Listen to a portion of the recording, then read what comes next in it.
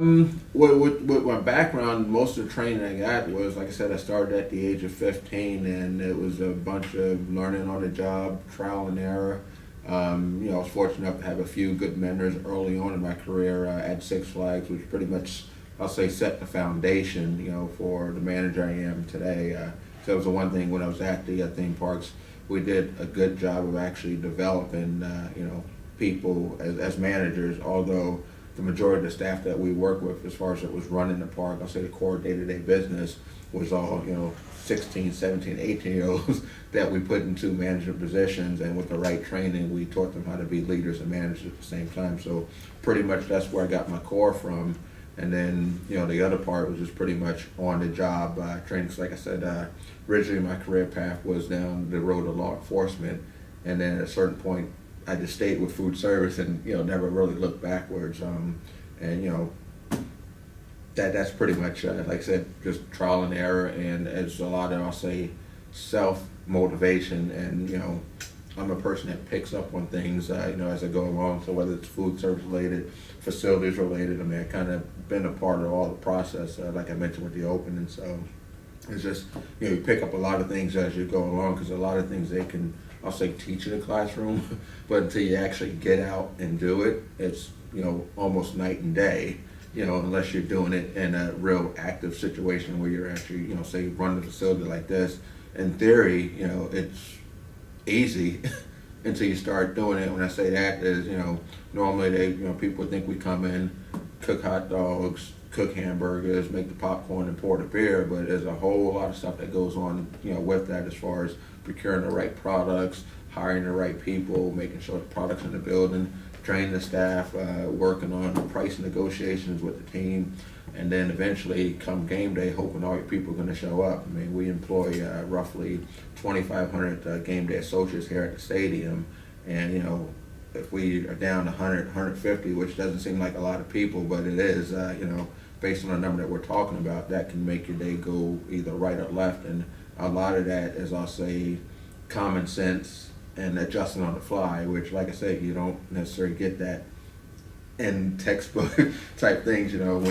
When this bus is actually late and it's got 50 employees on it, and of that 50, 20 of them are your stand managers and supervisors, how do you get the place open? So a lot of that stuff is just using instinct and your gut, and just, like I said, adjust on the fly, and hope it works. I mean, we don't use the word hope in this business a lot, but sometimes it is, you just got to hope it's actually going to work out for the end of the day. So. What kind of, since you're a supervisor, what kind of managerial style do you use? What's your approach?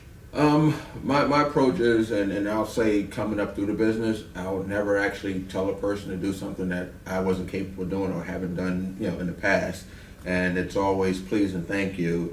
Although, I'm a manager, supervisor, you're still dealing with people, and that's the worst thing that you can actually do is, take your title and feel that you're entitled because of your title, do this, do that, because at the end of the day, you don't get the result that you actually need. And I kind of think back to a movie, A Bronx Tale. So one scene when the guy said, would you rather be feared or respected?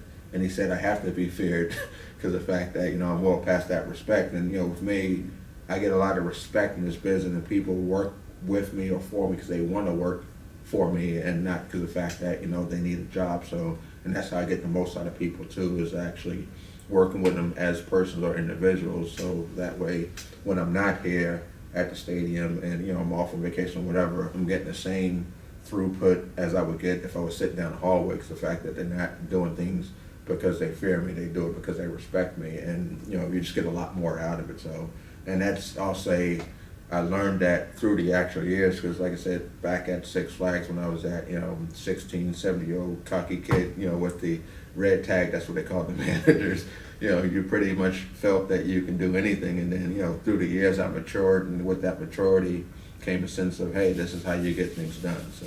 Well, you should ask them. I think managing an operation is a lot like being a coach. There's some people that you need to kick in the ass. Can I say that on film? You can say it. Kick in the butt, the buttocks. And then there's some people that need an arm put around them. You got to figure out who those people are, and sometimes it's trial and error. I mean, I've had situations where I put an arm around somebody to get something done, it didn't get done, so then you go into to the next thing. I think I'm very hands-on, but I'm also very much wanting people to learn every day. Some people have told me throughout my life that I probably care individually about people too much, about their families and all that. I don't buy into that because, like, for example, yesterday was July 4th. Every single one of these people that work here were away from their family and friends on July 4th because we had a game. Those people need to be thanked for that. The families need to be paid attention to because it's a sacrifice to be in this business. And my management style is also, I think, very passionate, and sometimes people don't like what I have to say, but I hope that I make it clear to them that everything, no matter how I say it, no matter how colorful I say it, the only reason I say it is because I believe in them to do a job to make themselves and this franchise and this facility better on a daily basis. Go for it. It's a great experience. I mean, if you look out here, I got the biggest playground in the city of Baltimore. And I come to work every day to this. And then I don't sit behind a desk every day. And I've always been taught, by the person that was my boss before, it's management by walking around. You can't sit at your desk and expect everything to get done out here. You have to get out and walk around. You gotta make sure housekeeping is doing their job. Security's doing their job walking around. The maintenance guys are getting all the cracks, all the seats repaired. And that's what we call it, management by walking around. Walk the building, see what's happening in the building. Today we got a rainy day. It's a great day. What I do is I walk around and look where the building has shifted from the winter time to the summertime. So you got that expansion of the building, so you see where, we might have some cracks here. So we have to fill up the expansion joints, where the cracks in the concrete, because of the movement of the building. And this is where you learn, get your experiences walking around and seeing where we're leaking, if we're leaking. Hopefully we're not, but you'll notice a lot more when it rains. Then you don't want to get caught up on game day and it's raining and you have that leak. Especially on concourse ways or things like that, where people are gonna be walking. Where standing water becomes a slippery hazard. Mhm. Yeah, and I mean, I can see all the cement, and you hope with the structural steel underneath, you don't have any compromise No, situations like that. we hope not to, but you never know. Yeah. You That's never why you know. gotta be vigilant. Absolutely. You gotta be proactive.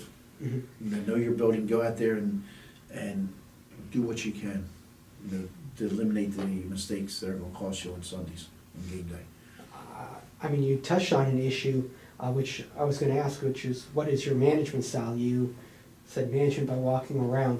What other management tips could you give the students? I'm on the job training. I learn every day. I come to work because I love my job, and you ask me, what tips can I give, other students in management, is just get the experience. It may not be in facility management. It may be in your job, you're working during the summertime, making ice cream. But take the leadership. That's the whole thing. You gotta be a leader in our industry. Be a leader, don't be a follower, because people are gonna look up to you. You'll stand out if you're in front of the crowd. But if you're inside the crowd, no one's gonna see what you can do. You never know who that person is that's down, sitting in the stands, watching, a whole group of people. It might be somebody that's the CEO of some top company. Could be the owner of the Baltimore Ravens, watching, and he sees you what you're doing.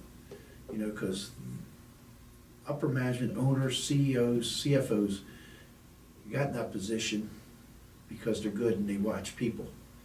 And they're watching you, what you do. They may not say nothing, but they're going to be watching you. And that's how you stick out.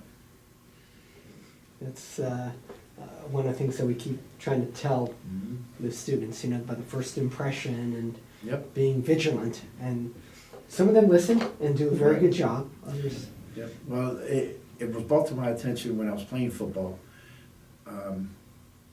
Scouts could come and they could be watching somebody else play the game.